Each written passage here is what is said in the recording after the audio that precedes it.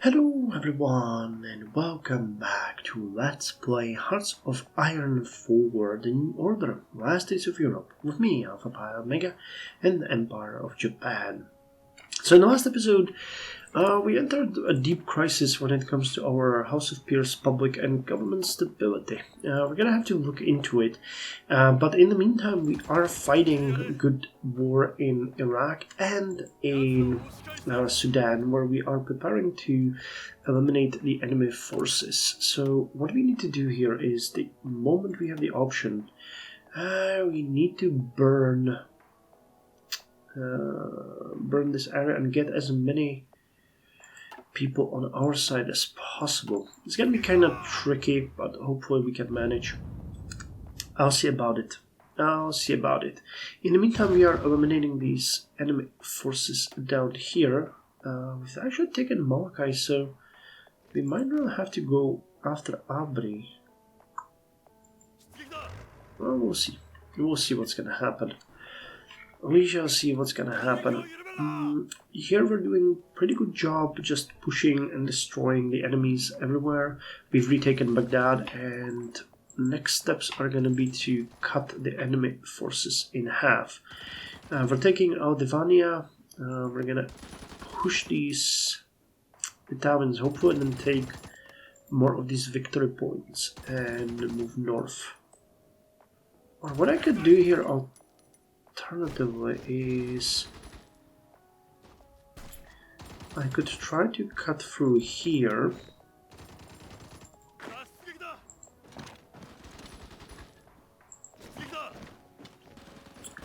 and eliminate these forces. That would make everything much easier for us. I think I might have to do that. So that would require us to go like this. Okay, I like it.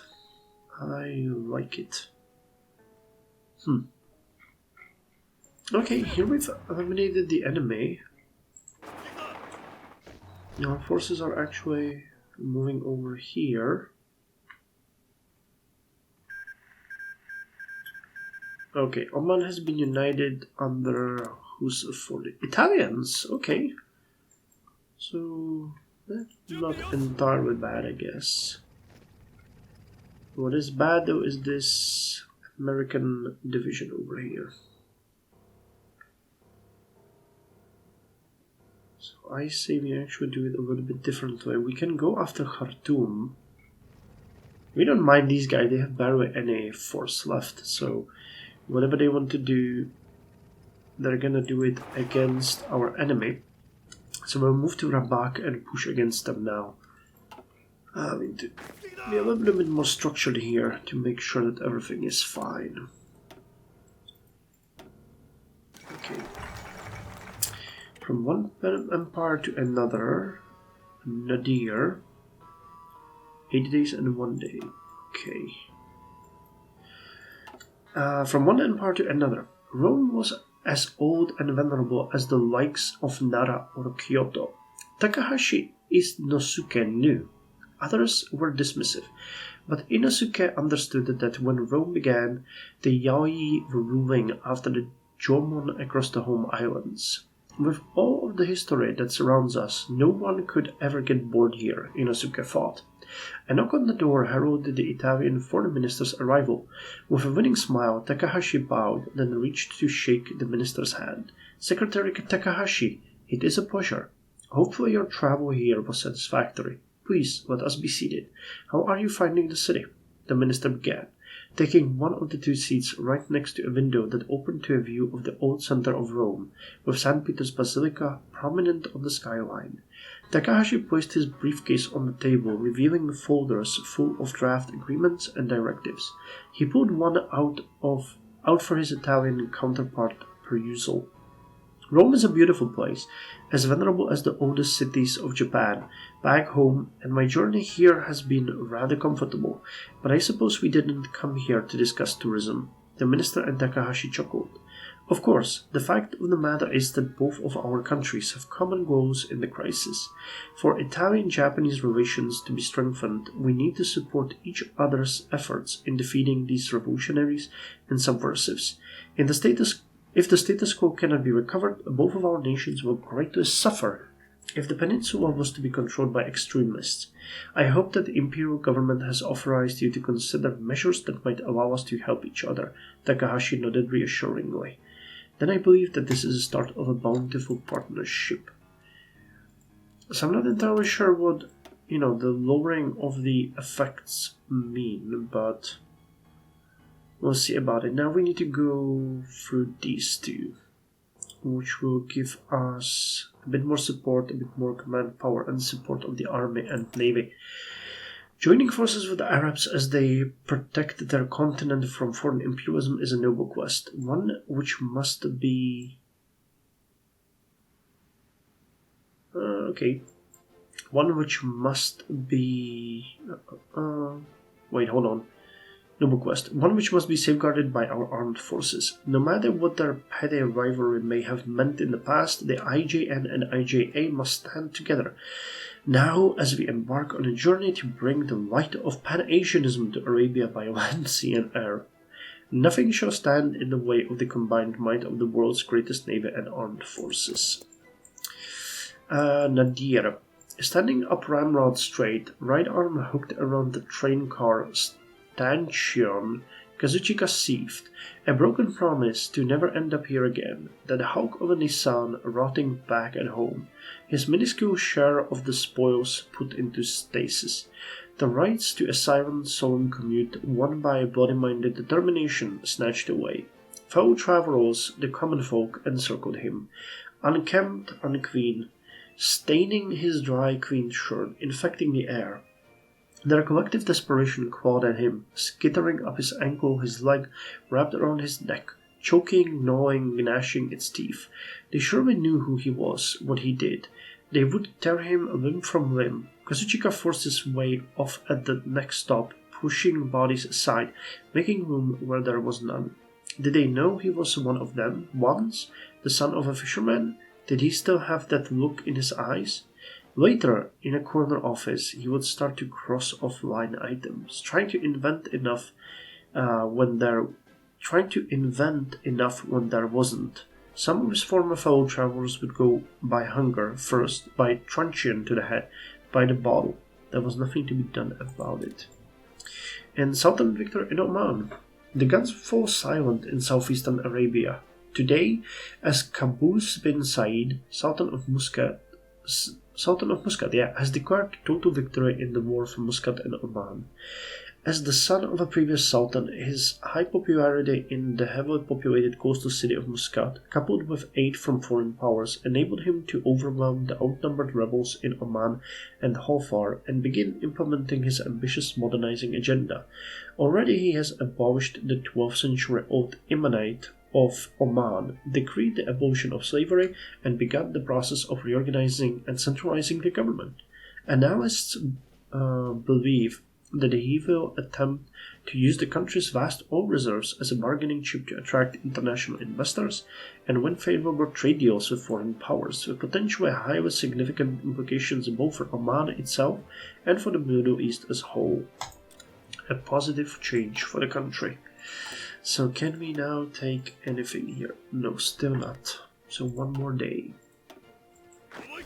So you guys are cutting through here. Okay.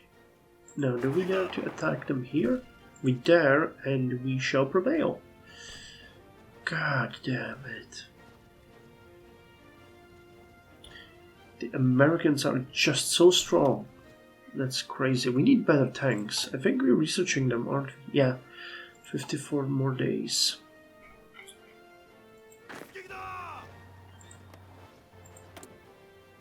Okay, so we control this area, and once we cross in here, we not only get these guys in supply, but we will start pushing and destroying these guys. And then it's gonna be fairly easy. Hopefully. I mean, that's the plan anyway. We'll have to see. We'll have to see. Okay, but I think now we can take the choices, can't we? Yep. Okay, so let's increase that. We need to burn a little bit more support of the public to get to where we have enough support.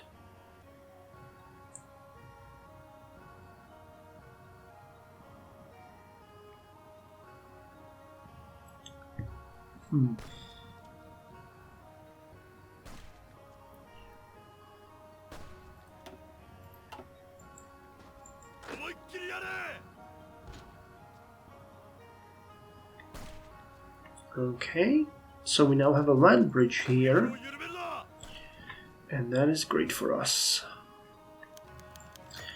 The pride of life. Oh god, more bad news.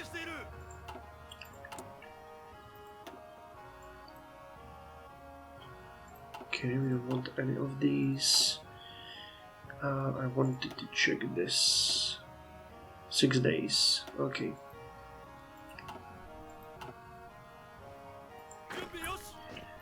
Okay. So we'll probably need to go like this to make sure that we push them out. The price of life. The Okuma family had a nice apartment, although somewhat cramped by the belongings of the mother, father, and their 3 children. One could not say that they lived uncomfortably. It was a cozy home filled with joy. They had been lucky to even get the apartment, but with their small corner shop providing fruitful, the Okumas just about pulled it off. However, their good fortune did not last. Each month they had to perform a careful balancing act of maintaining growth and paying off debts. While they managed their finances for a while without fail, the opening of a much larger store just a few streets down spelled certain doom for their corner shop.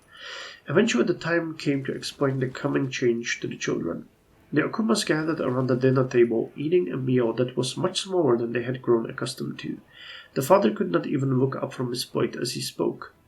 "I'm sure you've noticed that your mom and dad have been a bit anxious recently. We haven't been going to work as much, and I'm afraid you've seen us looking a bit worried when you come home from school. There's a bit less money going around these days, and it's getting harder to scrape by." The father took the hands of his children and looked them in the eye, trying to look hopeful. The mother chimed in to take the pressure off the husband. She took a candle off a small box and handed it to her eldest child. "We're going to need all 3 of you to be really strong, okay? When it gets dark, we need to use these now. It'll be cozy, and if you get scared, you can sleep in our room." Seeing the tears in the eyes of her husband, she knew she would also have to tell the children the hardest part. "And on the weekends, you're going to have to make do without food." Oh God, it's not fair, I know. It's going to be tough, but I know how strong you all are. You're going to be so brave. We promise this won't be like this forever, we really do. We'll find a way to make even more money than before, and then you can eat whatever you like. I cannot imagine telling my children there's no food. Eventually she broke down as well. The children, still too young to truly realize their situation, began to suggest that they could work too, or maybe sell some of their toys and clothes. The future seemed terrifying to the Okuma parents, but the naive optimism of their children gave them some hope. For them, the mother and father would do anything. Jesus Christ.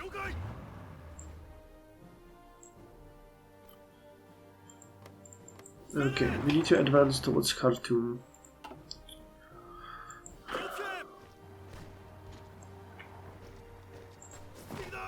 Okay, no, so not Syria then. If you start moving, then we start moving. Okay, 2 more days to get more people on our side.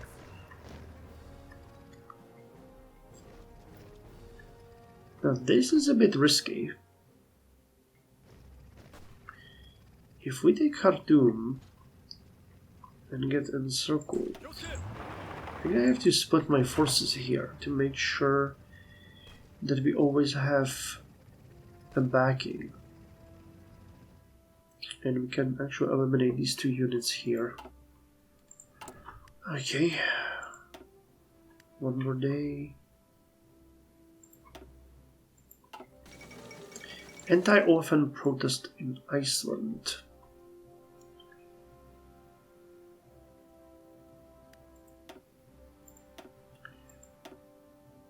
Okay, just a little bit more and we'll be there. I could embellish accomplishments.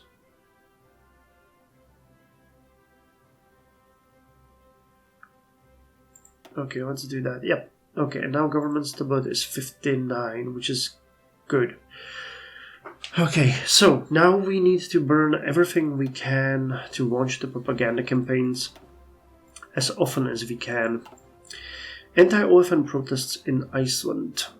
Scenes of riots and unrest have emerged in Reykjavik following the reports that the American government attempted to pressure the Icelandic government to cover up a murder committed by US troops. While America's relationship with Iceland has seen many dictators, the incident appears to have been a catalyst for simmering OFN tensions on the island, and these outcries have evolved into general anti-OFN protests. The upcoming parliamentary elections increasingly appear to be a de facto referendum on Iceland's continued membership in the OFN.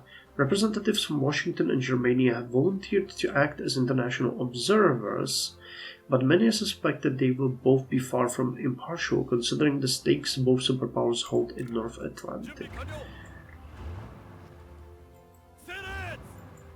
Okay, so you can attack here.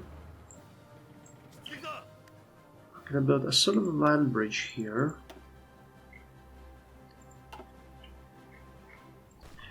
So, now Syria has been taken.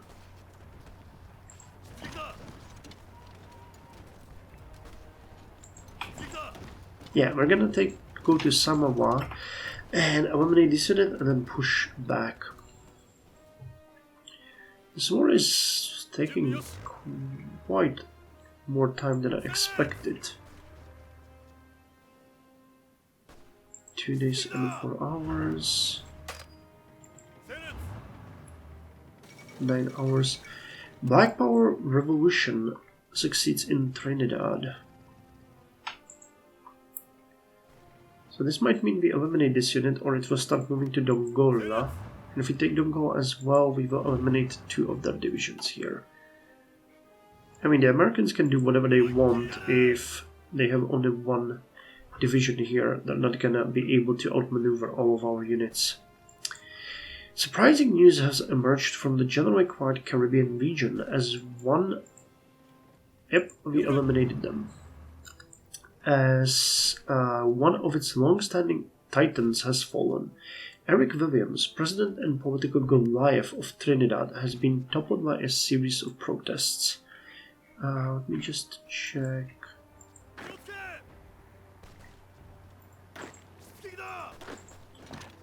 Okay, I underestimated the speed at which our units are moving. 20 hours, okay. And you guys... Also, okay, so then we can converge on an attack. The Black Power movement began its agitation recently, protesting... Wait, I didn't finish reading it. Oh! Sorry. God damn it.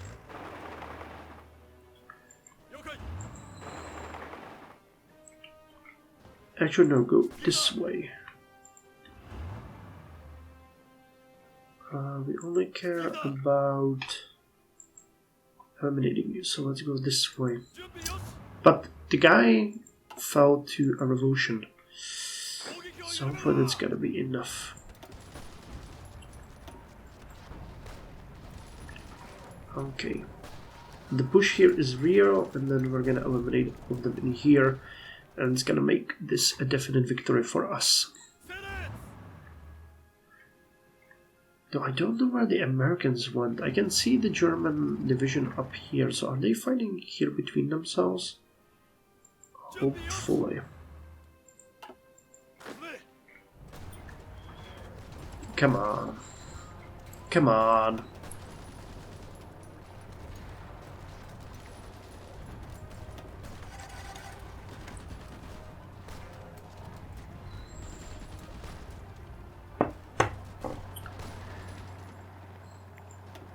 Okay, so can you both join this? Or will you just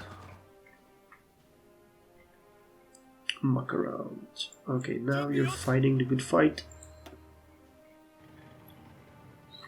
Okay, Adadaram is gonna fall. We're gonna go this way, secure this and take Port Sudan.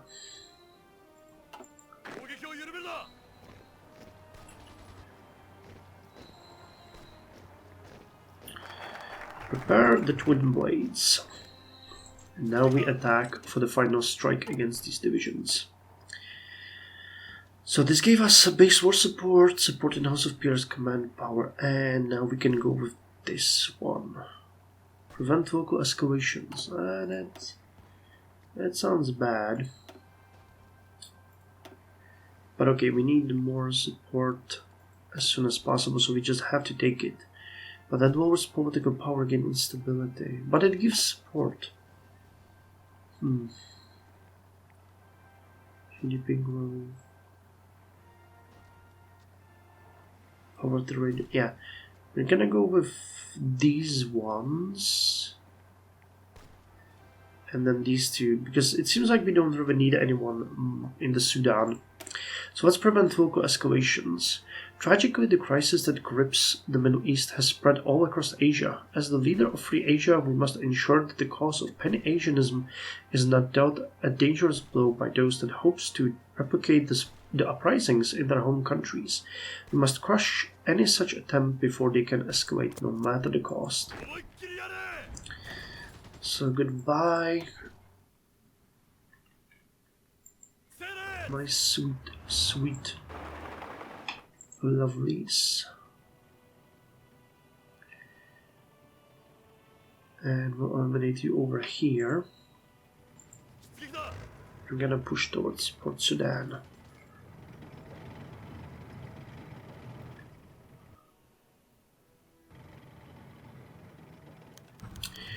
Wilted flowers across the Persian Gulf. First of all, let me see what's going on here. Okay, we lost. What? Huh. Okay, whatever. Oh, there's the Americans. And you are out of fuel again. Okay. So we're too far now. So let's pull you back to Khartoum.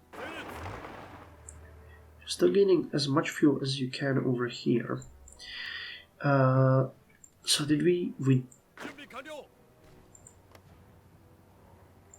Wait, is this our territory or theirs?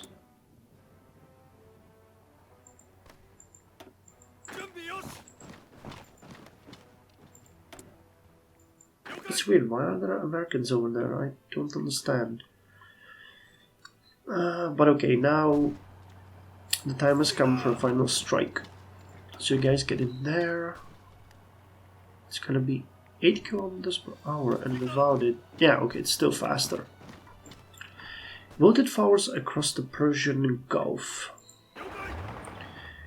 There was a whisper of pages flickering around the table as each officer briefly consulted the documents given to prepare for the meeting. The speaker... Actually, let me see if we stop you over here, if you will regain fuel.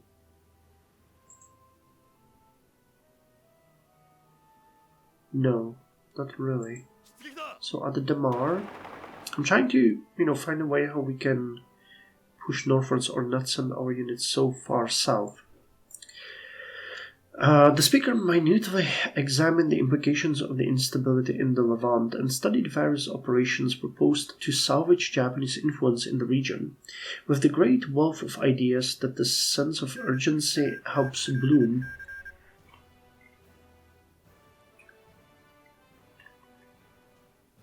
okay, so they annexed them, gotcha. Well, you can attack here either way.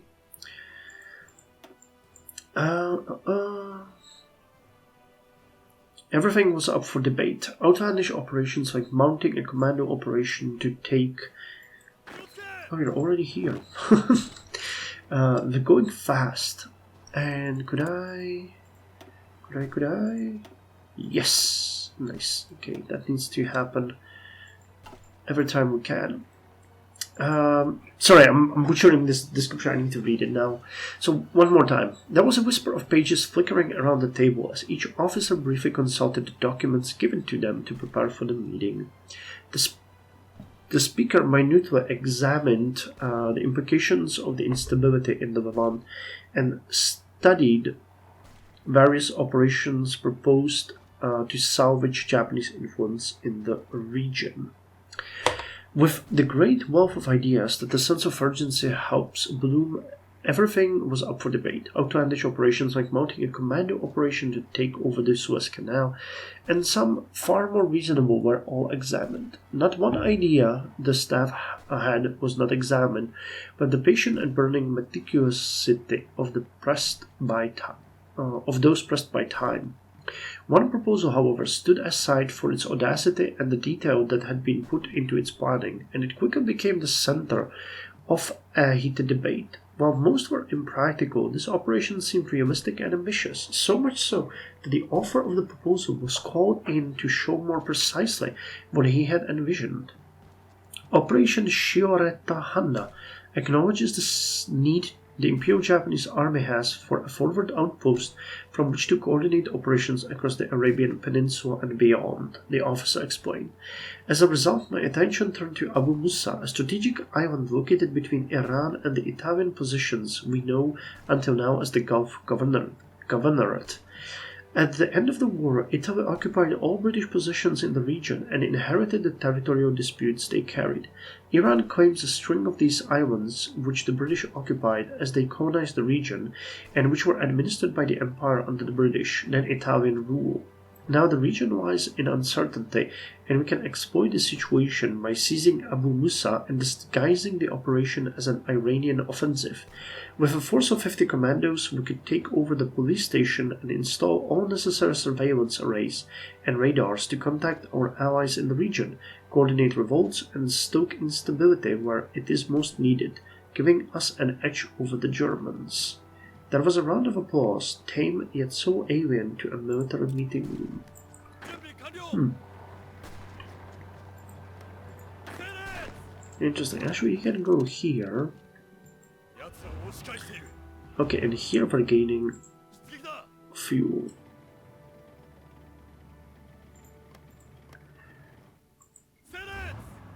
And I'll send you guys to this airfield. And we're gonna go over here. So we need a little bit more of a push northwards. I mean, an offensive against Port of Sudan would make most sense, but we're running out of fuel here. So the chance to get it would be far away. No, it would be fairly uncertain if we can do it. So I'll push these guys a little bit more, take Merova. Yo, with the Americans retreating over there,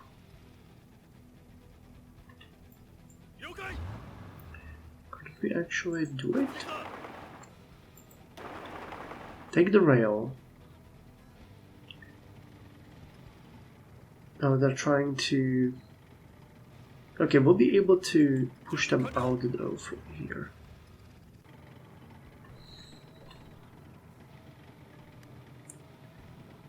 Okay, 7.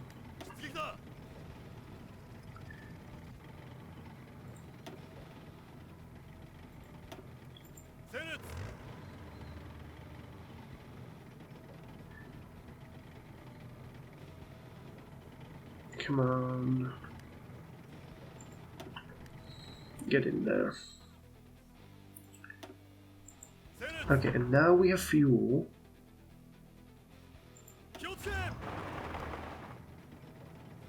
So we can get in there and take it in 5 days. Well, I don't think you have enough fuel for that. But we certainly will try. And you're not burning any fuel. Okay, so in case of an attack, you can defend us as a land bridge, sort of.